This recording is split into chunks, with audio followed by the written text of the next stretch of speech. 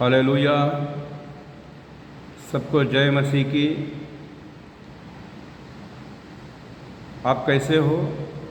आशा करता हूँ कि आप सब आशीषित होंगे और परमेश्वर के कृपा से, परमेश्वर के दया से परमेश्वर ने आप सभी पर अनुग्रह और कृपा किया है, उसके लिए परमेश्वर का भी धन्यवाद। और विश्वास करता हूँ कि प्रभु यीशु ने हम सबको एक सुंदर जीवन दिया है और अद्भुत कार्य परमेश्वर ने हमारे जीवन में किया है। इसके लिए परमेश्वर का धन्यवाद करते हैं। और मेरे प्यारो प्रियो, आज का जो समय है परमेश्वर के द्वारा, हम तो एक मिट्टी के पुतले हैं, हम तो कुछ नहीं कर सकते। लेकिन प्रभु यीशु मसीह जो चाहता है उसी के अनुसार हर व्यक्ति के जीवन में परमेश्वर कार्य करता है। और इसलिए मेरे प्यारों, आज का वचन हमारे लिए परमेश्वर के द्वारा पवित्र आत्मा के अगुवाई में जो परमेश्वर हमें बताएगा, उसी रीति से एक एक बातों को हम सीखने की, समझने की कोशिश करेंगे, क्योंकि परमेश्वर का वचन सत्य है और वो सत्य वचन हमारे जीवन में पहुंचने के लिए परमेश्वर हमें चलाता भी है, हमें उसी रीति से हमें आगे बढ़ाता भी है, बढ़ोतरी भी करता है। और इसलिए परमेश्वर का धन्यवाद हो, क्योंकि उसी के सिवा हम कुछ नहीं कर सकते। जब परमेश्वर हमारे जीवन में कार्य करता है, जब परमेश्वर हमें उसी रीति से चलाना चाहता है, हमें उठाता है, बढ़ाता है, सामर्थ्य से भरता है, तब हमारे जीवन में एक एक काम बनने लगते हैं। हालेलुया। तो इसलिए मेरे प्यारो प्रियो, बहुत बातें बताने को बहुत सारी है, लेकिन जितना हमें एक एक बातों को समझ में आता है और वो बात हम समझते हैं, तो एक कदम हम क्या करते हैं, आगे बढ़ाते हैं। हालेलुया। जैसी वो बात हमारे समझ में आएंगी, हम उसको ग्रहण कर लेंगे, हम उसको प्रभु परमेश्वर के वचन के द्वारा वो ग्रहण कराकर उसी रीति से, उसी के अनुसार हम अपना प्रतिदिन का जीवन बिताएंगे, तो निश्चित तौर पे परमेश्वर हमें आगे की बात, एक नई बात हमारे जीवन में बताता है। Praise the Lord. इसलिए मेरे प्रियो, आज का वचन हमारे जीवन में कार्य करे और हम परमेश्वर से प्रार्थना करेंगे कि परमेश्वर पिता जो वचन तो आज हमें देगा, उस वचन के द्वारा हम सबकी आंखें खोले और वो वचन हमारे हृदय में देकर जाकर और वो वचन हमें ग्रहण कराकर उसी रीति से समझकर, उसी रीति से चलने के लिए तो हमें तैयार कर। बहुत सारे लोग हैं कि वो वचन के गहराई तक नहीं जाना चाहते और वो वचन को ऊपर ही समझकर बस इतना ही, यही हमारे लिए काफ़ी है। लेकिन कुछ हमारे भाई बहने, कुछ हमारे प्रभु के चुने हुए लोग हैं कि उनको प्रतिदिन वचन में डूबना पसंद है। वचन उनके लिए, रोज उनके लिए नया नया वचन, जैसा हमें परमेश्वर अलग अलग तरीके का खाना खिलाता है, और उसी रीति से परमेश्वर वचन के द्वारा भी हमें अलग अलग तरीका वचन के द्वारा आत्मिक अन्न हमें खिलाता है। हालेलुया। क्या तुम सब लोग इस बात पे भरोसा करते हैं, विश्वास करते हैं? प्रभु का धन्यवाद हो। मैं भी विश्वास करता हूं कि आप ये सब बातों को समझते हैं। Praise the Lord. तो इसलिए एक आपको रिक्वेस्ट है कि आप इस चैनल को सब्सक्राइब करें, लाइक करें और जैसा वचन आपको समझ में आता है उसी तरह से आप उसके कमेंट भी कर सकते हैं, क्योंकि परमेश्वर का वचन आपके पास कहाँ कहाँ तक पहुँचा है, किस किस ने इस वचन को सुना है, इसके लिए हमें भी जानकारी होगी और हमें एक उत्साह मिलेगा, प्रेरणा मिलेंगे और भी हम गहराई से प्रभु के आत्मा के द्वारा और भी वचन हमें दे और वो वचन हम आप तक लाने की कोशिश करेंगे। Praise the Lord. तो आइए हम परमेश्वर के वचन के द्वारा एक बातों को हमें सीखना है। बहुत सारी बातें हैं कि हमें वचन तो एक परमेश्वर ने जीवा, बहुत सारा वचन है, लेकिन वो वचन के अंदर एक बात है, हम इसको पढ़ेंगे कि पौलुस लिखता है अपने पत्री में, पौलुस लिखता है कलीसिया की पत्री और उसमें पहला अध्याय और 13 वचन में कि उसी ने हमें अंधकार के वश से छुड़ाकर अपने प्रिय पुत्र के राज्य में प्रवेश कराया। किसने? परमेश्वर ने हमें अंधकार से छुड़ाकर अपने प्रिय पुत्र के राज्य में हमें प्रवेश कराया। अभी परमेश्वर अपने पुत्र के राज्य में हमें प्रवेश कराना चाहता है, और जिन्होंने अभी तक इस वचन को सुना नहीं, इस वचन को मतलब सुनकर उसका मतलब समझे नहीं, या तो पुत्र का राज्य, अभी पुत्र का राज्य उसी के बारे में हमें बात करना है, क्योंकि आज का टाइटल हमारा परमेश्वर के राज्य के विषय में है, और परमेश्वर का राज्य किस प्रकार का है और किन किन बातों में होता है, कैसा होता है, उस बात की भी हमें क्या करना है, जानकारी प्राप्त करना है। और इसी वचन को लेकर हम आगे बात करेंगे। एक उदाहरण के तौर पर मैं एक उदाहरण देता हूँ कि जैसा समुंदर होता है, जो समुंदर होता है ना, तो उसी के हाथी भी उसमें तैरता है, और उस समुंदर के किनारे पे एक बालक वो भी तो खेलता है। तो समुंदर में अगर हम समुंदर के तरफ देखेंगे, समुंदर के बारे में सोचेंगे और समुंदर के विषय में जानकारी प्राप्त करेंगे, खोज करेंगे, तो हमें समझ में आता है कि समुंदर में बहुत विशेषताएं होती है, कुछ विशेष खासियत होती है। तो उसी तरह से समुंदर को बड़ा तट भी होता है, किनारा, और उसमें छिछला जल भी होता है। उसी प्रकार वो अति विशाल समुंदर कैसा होता है? अति विशाल होता है, बहुत ही गहरा भी होता है, उसकी और बहुत ऐसा फैला भी हुआ होता है। उसके बाद हम देखेंगे कि आश्चर्य ढंग से लंबा और चौड़ा होता है। ये समुंदर के बारे में कुछ खासियतें, विशेषता है। नदी और नदियाँ उसमें फ़र्क है, समुंदर में फ़र्क है। तो इसीलिए जैसा समुंदर में कुछ विशेषताएं होती है, कुछ खासियत होती है, उसी प्रकार से हमें भी नए नियम के कलीसिया में, नए नियम के कलीसिया में कुछ विशेषताएं पाई जाती हैं, जो प्रभु के पुत्र के द्वारा नए नियम की कलीसिया की स्थापना हुई। तो उस कलीसिया में भी कुछ खासियत है, कुछ विशेषताएं। हालेलुया। तो हमें सोचना है, विचार करना है, और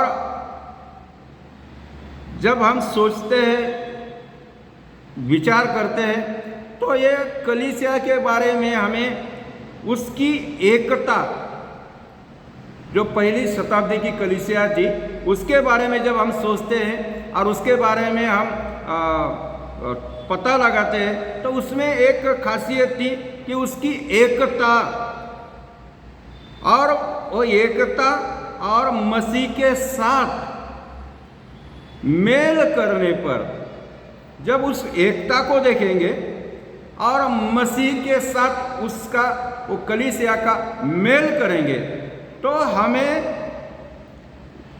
समझ में आएगा। तो उसमें क्या होगा, हमें समझ में आएगा। क्या समझ में आएगा?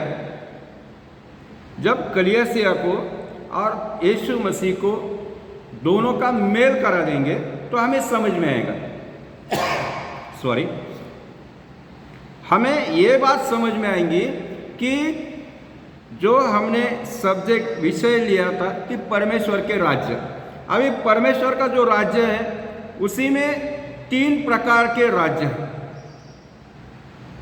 सिर्फ परमेश्वर का राज्य बोलकर नहीं, तो राज्य के 3 प्रकार है और उसमें एक एक कर हम बताएंगे, हम उसी के बारे में समझाएंगे भी। लेकिन आज हमें क्या है, इसी जो परमेश्वर का राज्य है उसी के बारे में हमें यह तुम्हारे सामने एक प्रस्तावना रख रहा हूँ, एक शुरुआत रख रहा हूँ कि वो नए नियम के कलीसिया में कुछ खासियत थी, कुछ विशेषताएं थी। क्योंकि जब हम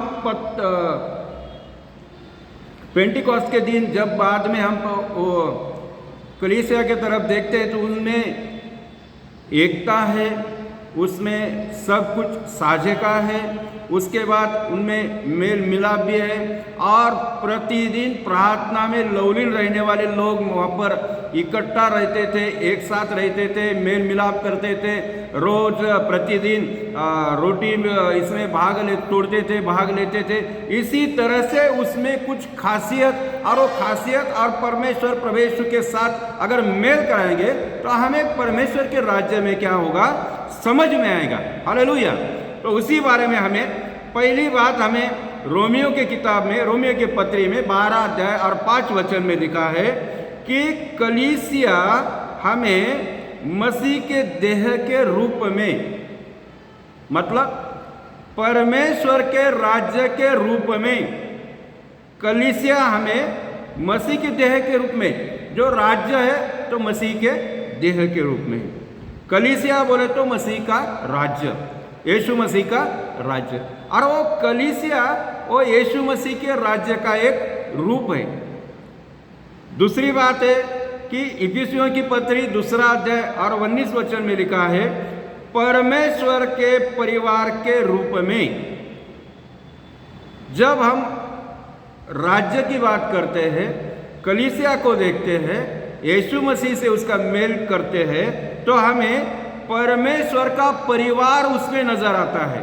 उस कलीसिया के अंदर परमेश्वर का परिवार हमें नजर आता है, वो रूप दिखता है, और वो रूप में हम परमेश्वर का राज्य को जानते हैं, देखते हैं।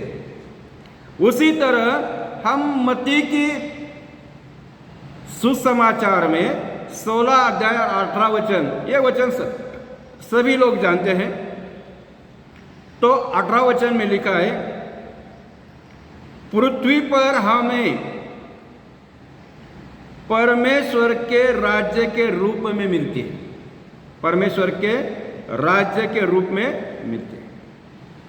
तो ये पृथ्वी पर जब यीशु मसीह ने हमें इस धरती पर रखा है, इस पृथ्वी पर रखा है, तो हम परमेश्वर के राज्य के रूप में हम मिलते हैं। हालेलुया। तो सॉरी, ये अलग बात है, अलग अलग शब्द है, तीन आयतें मैंने बताया, ये सब क्या है, अलग अलग शब्द है, और ये शब्द के रूप है, चित्र है, और आपस में उलझते नहीं, अलग अलग है।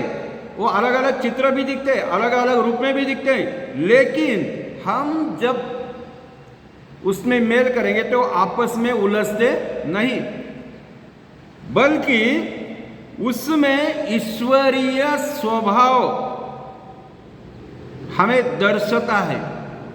जितने भी वचन को हम मिलाएंगे, जोड़ेंगे, यीशु मसीह के साथ मेल कराएंगे, तो हमें हर बातों में, शब्द अलग अलग है हमें दिखने वाला चित्र अलग अलग है। जब हमने उस कलीसिया के बारे में देखा तो उसके रूप भी अलग है, लेकिन वो सब मिलकर आपस में उलझते नहीं, बल्कि उस ईश्वरीय स्वभाव को दर्शाते हैं।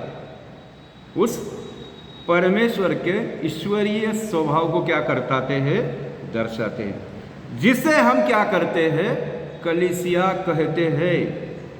ये सब बातों हमें कलीसिया के अंदर में, कलीसिया के द्वारा ये सब कुछ हमें प्राप्त होता है, दिखता है या दर्शाया जाता है। हालेलुया।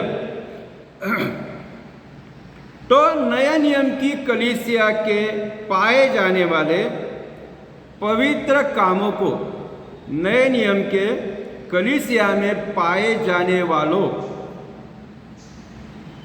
पवित्र कामों के द्वारा मसीह की महिमा, प्रभु यीशु मसीह की महिमा बहुतायत से क्या होती है? होती है। हालेलुया। मसीह की महिमा करने के लिए पहली जो कलीसिया है, मंडली है, उसी के द्वारा परमेश्वर की महिमा होती है। आज हमारे भी द्वारा प्रभु यीशु मसीह की महिमा होना जरूरी है। क्या हम उस काबिल नहीं? क्या उस स्तर पर हम पहुंचे नहीं? क्या हम में कुछ कमी घटी है? ये भी खुद को जानना, परखना, सोचना ये भी जरूरी है। उस कलीसिया के द्वारा, पहले शताब्दी के कलीसिया के द्वारा, नए नियम के कलीसिया के द्वारा अगर प्रभु यीशु मसीह की महिमा होती थी, तो आज के कलीसिया के द्वारा प्रभु यीशु की महिमा होना चाहिए। हालेलुया। लेकिन हम संसार में या तो हमारे आस पड़ोस में भी हम देखते हैं, बहुत सारे कलीसिया के अंदर वहाँ पर प्रभु के जो खुद को पास्टर, खुद को सेवक, खुद को दास कहलाने वाले, उसी की ही महिमा होती है। यीशु मसीह को पीछे कर दिया और खुद को सामने रख दिया, और इसी तरह से खुद को बड़ा, खुद का प्रचार, खुद का ही बड़ेपन, और यीशु मसीह को छुपाया जा रहा है। यीशु मसीह को छुपाया जा रहा है। इसी तरह से आज बहुत सारे जगहों पे यीशु मसीह की नहीं तो उस कलीसिया के द्वारा उस व्यक्ति की क्या होती है? प्रशंसा होती है, उसकी स्तुति होती है। स्तुति तो परमेश्वर की होना चाहिए, महिमा तो परमेश्वर की होना चाहिए, आराधना तो परमेश्वर की होना चाहिए, पहला स्थान तो परमेश्वर का होना चाहिए। लेकिन जिस सिंहासन पे परमेश्वर बैठना चाहिए, उस सिंहासन पर ये लोग अपने वहां पर बैठकर और वो प्रचार करते हैं, बड़ा बड़ा सिंहासन, और लोगों को खींचने वाले बातें, खींचने वाले शब्द के द्वारा आज इन लोगों को परमेश्वर के राज्य के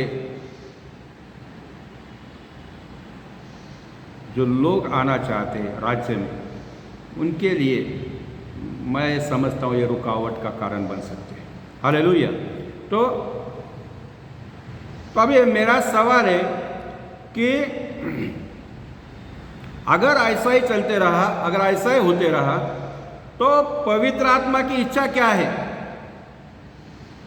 जो पहले कलीसिया में, नए नियम के कलीसिया में, जब दूसरा आयत में हम देखते हैं प्रेरितों के काम में, तो वहाँ पे तो पवित्र आत्मा उंडेला गया, वो परमेश्वर का पवित्र आत्मा हर एक के ऊपर दिया गया, और वो चिन्ह, चमत्कार और इतना सारा सब माहौल ऐसा भर गया, और वो नए नए भाषा बोलने लगे और अलग अलग भाषा में बातें करने लगे। कोई वचन का सुसमाचार, कोई उसका अर्थ बताने लगा। इतना सारा बहुत ऐसे ऐसा पवित्र आत्मा का वरदानों से वो भर गए, उंडाले गए।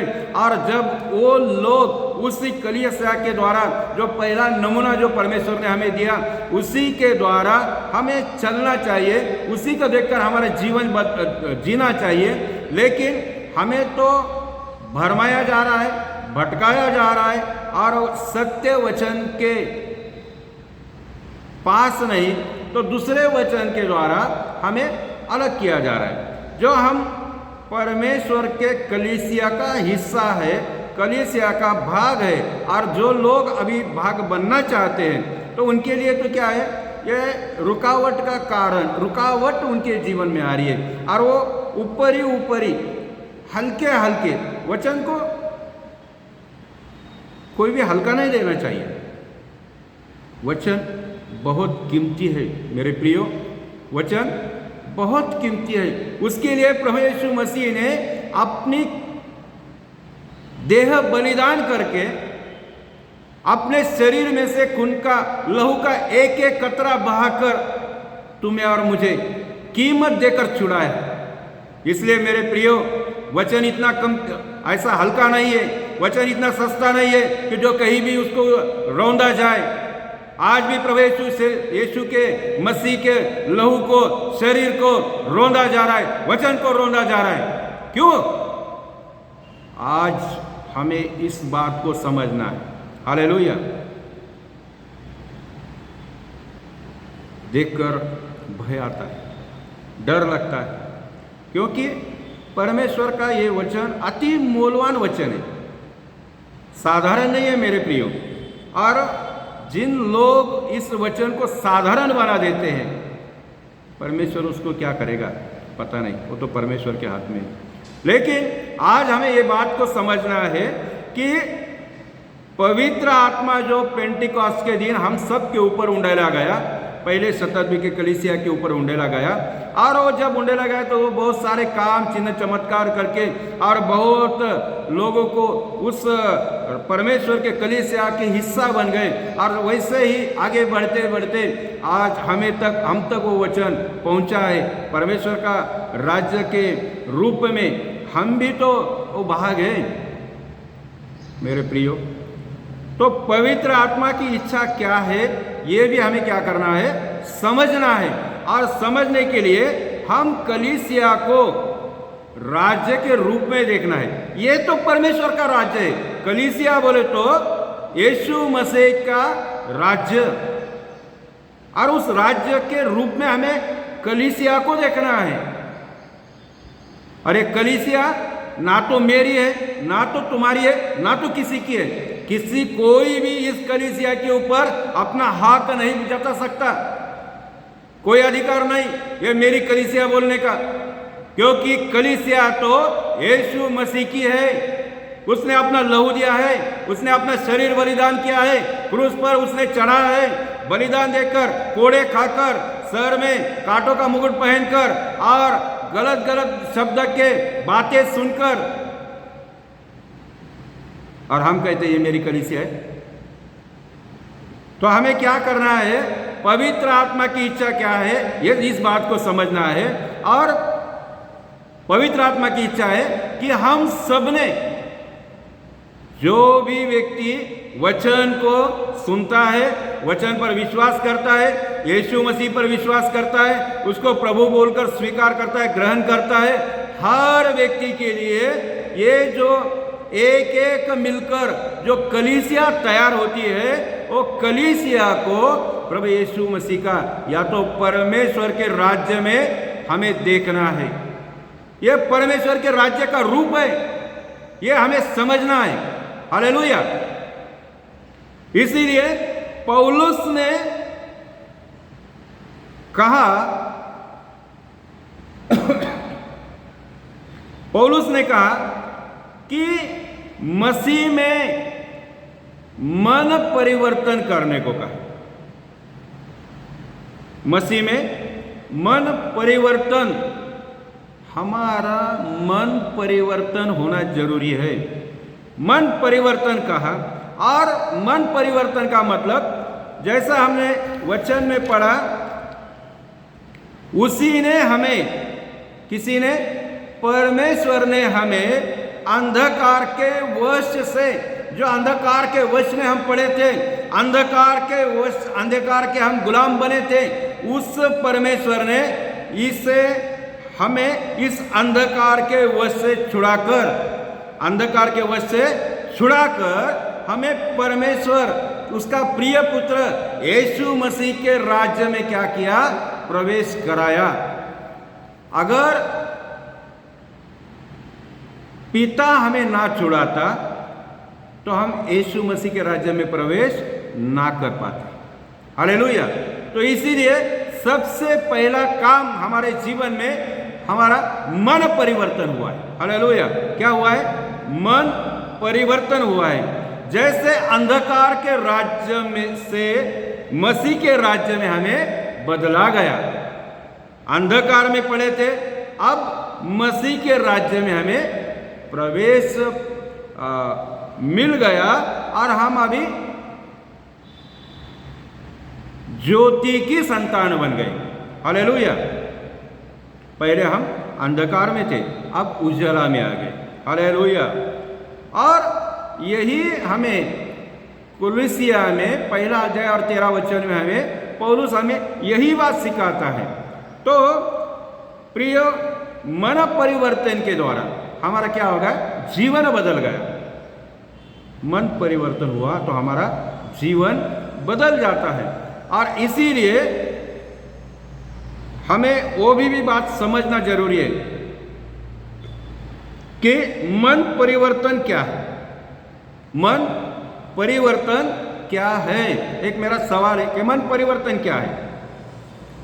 तो मन परिवर्तन का एक साधारण और सबको समझ में आए ऐसा उत्तर है कि मन परिवर्तन बोले तो मसीह के देह में प्रवेश कराना। मसीह के देह में प्रवेश कराना। लेकिन ये सब कैसा होगा? मसीह के देह में प्रवेश कराना, लेकिन ये कैसा होगा? कैसे प्रवेश कर सकेंगे हम? मन परिवर्तन बोले तो मसीह के देह में प्रवेश कराना, लेकिन कैसे प्रवेश करेंगे? मन परिवर्तन हम करते हैं, कैसा करते हैं वो पता नहीं, लेकिन प्रभु यीशु मसीह हमें वचन के द्वारा, पिता परमेश्वर उसके पवित्र आत्मा के द्वारा और जो पौलुस प्रभु यीशु मसीह के वचनानुसार अपना जीवन जीने वाला, कदम कदम पर उसी राह पर चलकर दिखाने वाला, उस पौलुस ने हमें रोमियो के पत्री में और 6 अध्याय 3 वचन में लिखा है।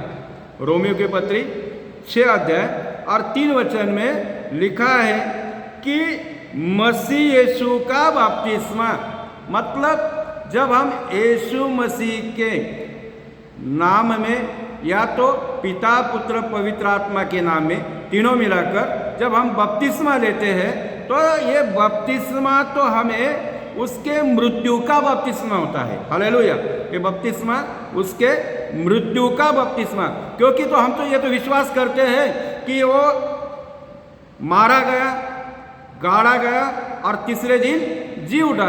उसी तरह से अगर हम यीशु मसीह पर विश्वास करते हैं, ग्रहण करते हैं और उसी रीति से हम वो स्वीकार कराकर, ग्रहण कराकर, उसको प्रभु बोलकर हम ग्रहण करके उसमें बपतिस्मा लेते हैं, मन फिराते हैं, मन परिवर्तन करते हैं, पश्चाताप करते हैं और जब जाकर हम बपतिस्मा लेते हैं तो बपतिस्मा में सबसे पहली बात हमें यह समझना चाहिए कि मृत्यु का बपतिस्मा है। कौन सा बपतिस्मा है?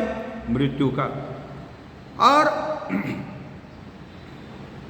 मृत्यु का बपतिस्मा मतलब जैसे हम बपतिस्मा लेते, मैं मर गया, मैं क्या हुआ?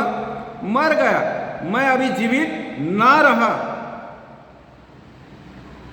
और उसमें गलाती 3:27 में लिखा है, गलाती की पत्री 3:27 में पौलुस कहते हैं, लिखते हैं कि मसीह को हमने क्या कर लिया? पहन लिया। जब हमने यीशु मसीह के जैसे सिखाए वचन पर हमने बपतिस्मा लिया, पिता पुत्र पवित्र आत्मा में, और हमने खुद को मार दिया। अभी हमारा संसार से कोई रिश्ता नहीं, संसार से कोई नाता नहीं, ना तो हम संसार के, हम तो अब यीशु मसीह के बन गए। हालेलुया। क्योंकि हमने अभी हमारा पुराना जीवन वो गाड़ा गया, क्योंकि मृत्यु का बपतिस्मा है ना, मार गए। अभी मर गए तो मरने के बाद हमारा तो ना तो नामो निशान रहता है, ना तो हमारा वो देह रहता है, ना तो हमारा वो सोच रहता है, ना तो हमारा पुराना स्वभाव रहता है, हमारा तो सब कुछ बदल जाता है। उसी को तो परिवर्तन कहते हैं। हालेलुया। और जैसे हम मसीह को पहन लेते हैं तो हमारा स्वभाव बदल जाता है, हमारी सोच बदल जाती है, हमारे विचार बदल जाते हैं, हमारे चलने का ढंग बदल जाता है, हमारे कपड़े पहनने का ढंग बदल जाता है, हमारा बात करने का तरीका बदल जाता है।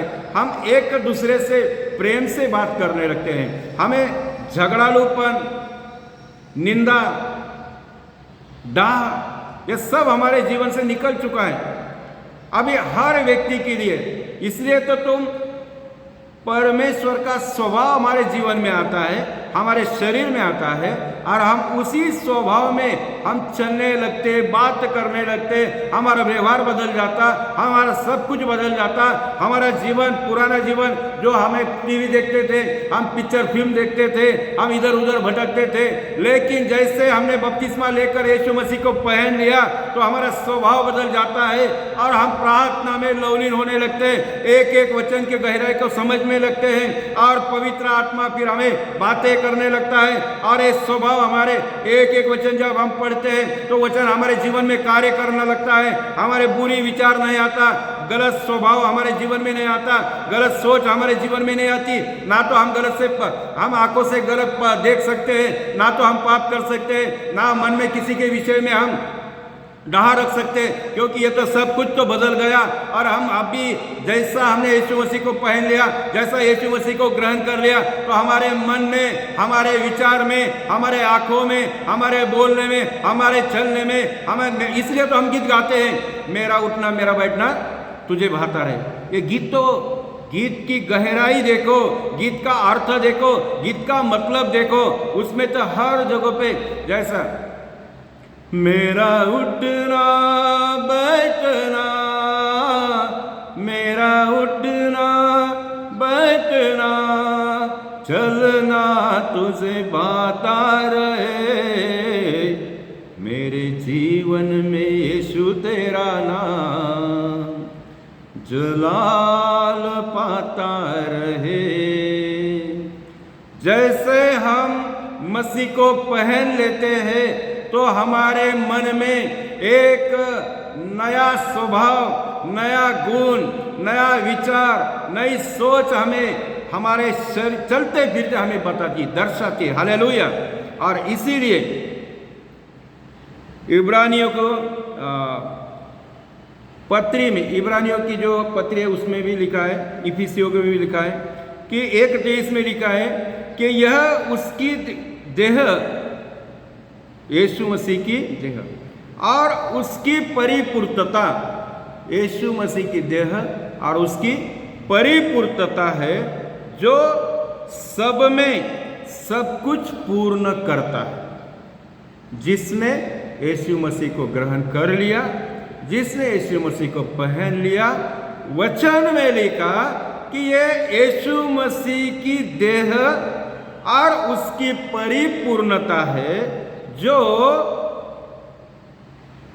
सब में, हर व्यक्ति में सब कुछ पूर्ण करता है। हालेलुया। सब कुछ पूर्ण करता है, अधूरा कुछ भी नहीं रहता, अधूरा कुछ भी नहीं रहता, सब कुछ पूर्ण करता है। इसीलिए मेरे प्यारो प्रियो, इसका अर्थ यह है कि पवित्र आत्मा चाहता है कि हम कलीसिया को मसीह का देह और मसीह के राज्य के रूप में देखें, राज्य के रूप में समझे, परमेश्वर के राज्य में, राज्य के रूप में हम देखें। कलीसिया सिर्फ आना जाना, यहाँ पर बैठना, सुनना, ताली बजाना, इतना नहीं, तो इस कलीसिया सब मिलकर हम इसको देखना है कि यह परमेश्वर का राज्य है, ये यीशु मसीह का राज्य है। जब इस सोच में इस तरह अगर आप देखेंगे तो पवित्र आत्मा की इच्छा तुम्हारे जीवन में पूरी हो जाएगी। हालेलुया, तुम्हारे जीवन में पूरी हो जाएगी। अभी तुम बोलेंगे कि ये वचन, अभी मैं आपको इस जो राज्य है, राज्य के बारे में इस वचन के द्वारा मैं आप सबको एक प्रेरणा देना चाहता हूं, उत्तेजना देना चाहता हूं कि तुम भी तो प्रभु यीशु मसीह के राज्य के भाग है, तुम भी तो हिस्सा है, तुम भी तो कलीसिया का हिस्सा है। चाहे कहीं ना कहीं कौन से भी कलीसिया में हो, उसी कलीसिया में तुम परमेश्वर के राज्य के रूप में तो तुम्हें रखा गया है, तुम तो उस राज्य का एक भाग है। और इसलिए मेरे बहनों भाइयों, इस वचन को एक गहराई से समझने की कोशिश करो, क्योंकि वचन कुछ भी साधारण नहीं होता। वचन तो उस पवित्र आत्मा द्वारा हमें परमेश्वर देता है, और उस वचन को सुनकर हम हमारे जीवन में भी जब वचन को खाकर ग्रहण कराकर हम उसमें बढ़ते जाते, आत्मिक बल पाते हैं, सामर्थ्य पाते हैं, वरदान पाते हैं। हालेलुया। इसलिए इस वचन को सुनो, सीखो, बार बार उस वचन को पढ़ते रहो, जब तक वो वचन तुमसे, तुम्हारे शरीर से बात न करना चाहे। वचन तुमसे बात करेगा। वचन बोले तो यीशु मसीह। हालेलुया, यीशु मसीह तुमसे बात करेगा। इसलिए मैं कुछ पवित्र बाइबल में परमेश्वर के राज्य के, या तो राज्य, ये जो शब्द आ रहा है ना बाइबल में, बहुत सारे जगहों पे ये राज्य शब्द तुम्हें पढ़ने में मिलेगा, तुम उसको सुनने में मिलेगा। तो और किसी सेवक के द्वारा, प्रभु के दास के द्वारा राज्य की घोषणा भी किया जाएगी। तो मैं आपको प्रेरणा भी देता हूं, एक उत्साह भी तुम्हारा बढ़ाना चाहता हूं कि ये जो पवित्र बाइबल में राज्य जो शब्द, इसका जो इस्तेमाल हुआ है, वो शब्द का राज्य, इस शब्द का जहां किस वचन में उसका उपयोग इस्तेमाल किया गया है, तो उसका संदर्भ ये, उसका संदर्भ है, और वो संदर्भ मैं आपके सामने रखता हूं। हालेलुया। तो पहली बात है, जिन जिन वचनों में राज्य ये शब्द आता है, उसी के बारे में 6 आयतें, 6 वचन मैं आपके सामने रख रहा हूं। और उस वचन को चाहे आप लिख सकते हैं, नोट कर सकते हैं, तो और खोलकर आप उसको देख भी सकते हैं, पढ़ भी सकते हैं। हालेलुया। तो इसलिए मत्ती का किताब, मत्ती का सुसमाचार, उसका 4 अध्याय और 8 वचन में लिखा गया है कि पृथ्वी पर सांसारिक सरकारी प्रबंध के लिए इस राज्य शब्द का उपयोग किया गया। एक मिनट, तो इस वचन को भी हम क्या करेंगे, पढ़ेंगे। जब पढ़ेंगे तो आपको क्या होगा, उस वचन के द्वारा आपको समझ में आएगा। वचन में जो लिखा है, तो मत्ती का जो सुसमाचार है, मत्ती के सुसमाचार में 4 अध्याय और 4 अध्याय में 8 वचन को जब हम पढ़ते हैं,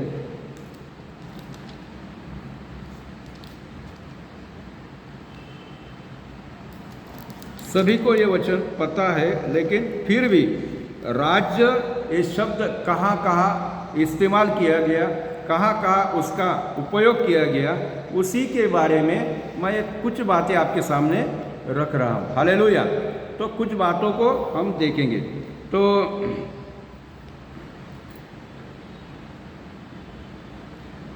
इब्लिस उसे एक बहुत ऊंचे पहाड़ पर ले गया और सारे जगत के राज्य और उसका वैभव दिखाकर कहाँ लेकर गया?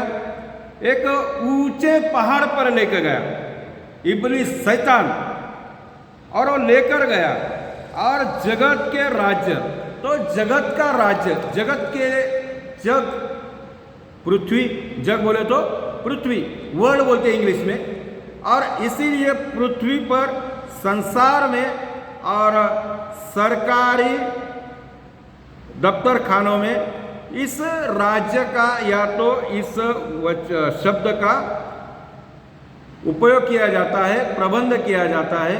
जैसे कि हम महाराष्ट्र राज्य में रहते हैं, कोई कर्नाटक राज्य में रहता होगा, कोई पंजाब राज्य में रहता होगा, कोई हिमाचल राज्य में रहता होगा। तो ऐसा जो अलग अलग अपना प्रदेश है, उस प्रदेश को सरकारी या तो अधिकारी युक्त या तो संसार के रूप में हम देखेंगे, तो उसमें पृथ्वी पर, संसार में, जग में, यहाँ पे क्या लिखा है? जगत का राज्य, जगत का। तो ये जगत के राज्य के बारे में पृथ्वी पर सांसारिक सरकारी प्रबंधों के लिए इसी शब्द का प्रयोग किया जाता था। हालेलुया। तो और हम दूसरे पुराने नियम में निर्गमन का किताब और उसमें 19 अध्याय और 5 और 6 वचन में निर्गमन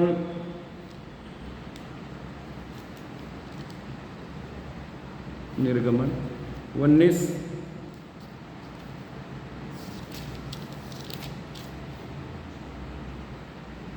यहाँ पर भी लिखा गया है, हम पढ़कर बताते हैं। और तुम मेरी दृष्टि में, परमेश्वर अपने चुने हुए लोगों को, इस्राएल लोगों को इस वचन के द्वारा बात कर रहा है कि तुम मेरी दृष्टि में याजकों का राज्य है और पवित्र जाति ठहरोगे। याजकों का राज्य और पवित्र जाति ठहरोगे। पुराने नियम में भी राज्य शब्द का उपयोग परमेश्वर ने अपने, परमेश्वर का राज्य किसी प्रकार का है, परमेश्वर का राज्य कैसा है, ये समझने के लिए इस्राएल को अपनी चुनी हुई जाति, चुनी हुई प्रजा ये बनाकर उसे अपने राज्य में एक राज्य के रूप में उसने पहचान दिलाई। हालेलुया। इस्राएल लोगों को जो मिस्र में बंदीवान थे, गुलामी में थे, वो गुलामी से छुड़ाकर, जैसा हम पहला वचन शुरू किया कि परमेश्वर ने हमें वो अंधकार से वश से छुड़ाकर अपने प्रिय पुत्र के राज्य में हमें प्रवेश कराया, उसी तरह से हमें पुराने नियम में भी, जहाँ पर निर्गमन का किताब और उसमें 19 अध्याय और 6 वचन में लिखा है कि तुम मेरी दृष्टि में, हाँ, इस्राएल लोगों को परमेश्वर कहता है कि आज से तुम मेरी दृष्टि में याजकों का राज्य और पवित्र जाति ठहरोगे। परमेश्वर कहता है। हालेलुया। और इसका इस्तेमाल परमेश्वर के शासन या परमेश्वर की शक्ति या तो परमेश्वर की जाति, परमेश्वर की चुनी हुई जाति बनाकर उन्हें परमेश्वर के राज्य में पेश किया गया, उसके रूप में वहाँ पर देखा गया। हालेलुया। तो हमें भी इस एक एक वचन को समझना है। हालेलुया। एक एक वचन को क्या करना है? हमें समझना है। तो और भी हमें और एक बात जल्दी से हम पढ़ेंगे, ये तो थोड़ा सा मत्ती का किताब 12 अध्याय, मत्ती की पत्री, मत्ती का सुसमाचार, उसमें 12 अध्याय और 12 अध्याय और 28 वचन में, पर यदि मैं परमेश्वर की आत्मा की सहायता से दुष्टात्माओं को निकालूंगा तो परमेश्वर का राज्य तुम्हारे पास आ पहुंचा है। किसका राज्य? परमेश्वर का राज्य। यहाँ पर भी परमेश्वर ने इस वचन में हमें इस इस्तेमाल किया कि परमेश्वर के राज्य, परमेश्वर का शासन या परमेश्वर का सामर्थ्य या परमेश्वर की शक्ति, उसी संबंध में यह वचन बात कर रहा है। हालेलुया।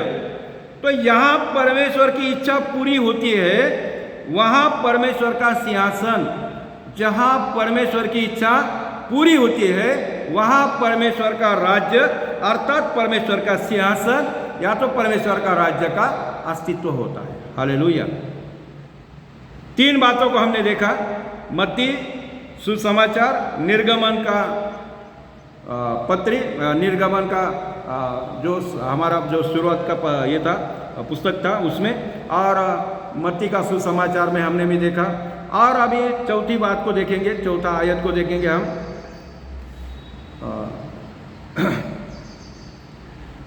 नए नियम में दूसरा पत्रस, और दूसरा पत्रस में हम जाएंगे 1 अध्याय और 11 वचन में। दूसरा पत्रस 1 अध्याय और 11 वचन में यहाँ पर लिखा गया है, वरना इस रीति से तुम हमारे प्रभु और उद्धारकर्ता यीशु मसीह के अनंत राज्य में बड़े आदर के साथ प्रवेश करने पाओगे। प्रभु यीशु मसीह, हमारा उद्धारकर्ता यीशु मसीह के अनंत राज्य में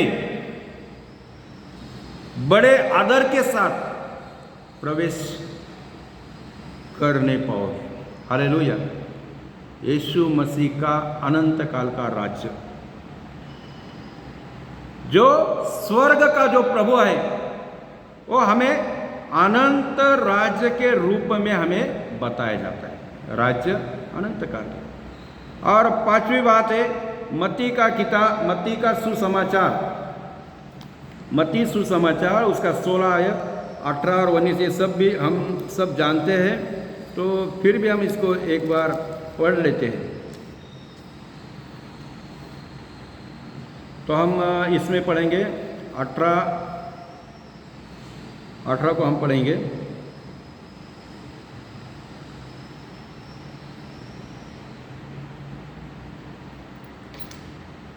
और मैं तुझसे कहता हूँ कि तू पत्रस है। यीशु मसीह पत्रस को कह रहा है कि मैं तुझसे कहता हूँ कि तू क्या है?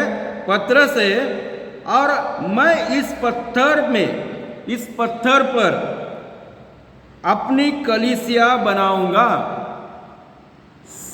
पत्रस जिसके ऊपर प्रभु यीशु मसीह कह रहे हैं कि ये इस पत्थर पर मैं अपनी कलीसिया बनाऊंगा और अधोलोक के फाटक उस पर प्रबल ना होगे। अधोलोक के फाटक उस पर क्या? प्रबल ना होगे। हमें जो राज्य यहाँ पर बताया जा रहा है, यीशु मसीह, प्रभु यीशु मसीह अपना चेला पत्रस को ये बात समझा रहा है। हालेलुया। वो बात तुम्हें भी और मुझे भी समझा रहा है। और इसलिए और परमेश्वर का राज्य, जैसा कि और भी हम निकोदुस जो है यूहन्ना सुसमाचार उसमें 30 अध्याय 5 वचन में लिखा है कि वो जब तक कोई नए सिरे से ना जन्म ले, कोई वो स्वर्ग के राज्य में प्रवेश ना कर पाएगा। हमें स्वर्ग का राज्य भी हमारे इसमें बताया गया है। और दूसरी बात में परमेश्वर का राज्य जो स्वर्ग का राज्य, और उसमें कलीसिया में जो हमने पहले शुरू में पढ़ा था 1 अध्याय और 13 वचन में कि ये तो पुत्र का राज्य है। परमेश्वर के प्रिय पुत्र के राज्य में परमेश्वर पिता ने हमें क्या किया? प्रवेश कराया। हालेलुया। तो एक आखिरी वचन, जो ये 5 वचन जो थे, 5 वचन राज्य के बारे में, और कोई संसार का राज्य, कोई स्वर्ग का राज्य, कोई परमेश्वर का राज्य, यीशु मसीह का राज्य, एक अलग अलग इसमें बात थी। लेकिन ये 6ठा वचन जो है, 6ठा जो आखिरी वचन है, जो संदर्भ है, वो शैतान के राज्य में। हालेलुया, शैतान के राज्य के बारे में। तो हम उसको जल्दी से पढ़ लेंगे। मत्ती का सुसमाचार 12 अध्याय और उसका 26 वचन।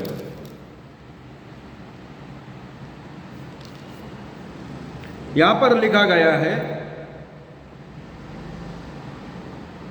और यदि शैतान ही शैतान को निकाले, शैतान ही शैतान को निकाले, तो वह अपना ही विरोधी हो गया। तो क्या हो गया? वो अपना ही विरोधी हो गया है। फिर उसका राज्य कैसा बना रहेगा? आपस में भिड़ेंगे, आपस में लड़ेंगे।